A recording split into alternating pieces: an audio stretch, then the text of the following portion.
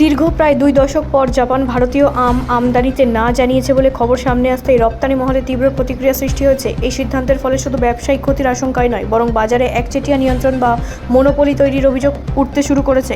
রপ্তানিকারকদের একাংশের দাবি, জাপানের এই সিদ্ধান্ত হঠাৎ করে নেওয়া হয়েছে এবং এর পেছনে প্রকৃত কারণ স্পষ্ট নয়। তাদের বক্তব্য, এতদিন ধরে ভারতীয় আম, বিশেষ করে আলফানসো ও কেশরজাত, জাপানের বাজারে ভালো চাহিদা পেয়েছে। হঠাৎ করে আমদানি বন্ধ করে দেওয়ায় আন্তর্জাতিক বাণিজ্যের স্বাভাবিক নিয়মের সঙ্গে সঙ্গতিপূর্ণ নয় বলেই মত তাদের। বিশেষজ্ঞদের মতে, জাপানের কঠোর উদ্ভিদ সুরক্ষা নিয়ম ও মান নিয়ন্ত্রণ নীতির কারণে এই সিদ্ধান্ত হয়ে থাকতে পারে। তবে রপ্তানিকারকদের অভিযোগ, কিছু নির্দিষ্ট সংস্থা বা দেশের সুবিধা করে দিতে এই ধরনের বিধিনিষেধ আরোপ করা হচ্ছে, যা কার্যত বাজারে একচেটিয়া আধিপত্য তৈরি করতে পারে। ভারতের কৃষি ও বাণিজ্য মহলে এই সিদ্ধান্ত নিয়ে উদ্বেগ বাড়ছে। বহু কৃষক ও রপ্তানিকারক জাপানের বাজারের ওপর নির্ভরশীল ছিলেন, ফলে এই নিষেধাজ্ঞা দীর্ঘস্থায়ী হলে তাদের আর্থিক ক্ষতি হওয়ার আশঙ্কা প্রবল।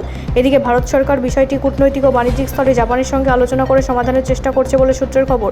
সংশ্লিষ্ট মহলের মতে, দ্রুত সমাধান না হলে ভারতের আম রপ্তানি খাতে বড়সড় প্রভাব পড়তে পারে। উল্লেখ্য, বিশ্বের অন্যতম বড় আমদানিকারক দেশগুলির মধ্যে একটি এবং বিশ্বের বৃহত্তম আম উৎপাদক, ফলে এই দুই দেশের মধ্যে আম বাণিজ্য দীর্ঘদিন ধরেই গুরুত্বপূর্ণ ছিল। বর্তমান পরিস্থিতিতে রপ্তানিকারক ও কৃষকদের চোখ এখন কেন্দ্র ও সংশ্লিষ্ট দপ্তরের পরবর্তী পদক্ষেপের দিকে। ব্যুরো রিপোর্ট, রাষ্ট্রীয় প্রসার বাংলা।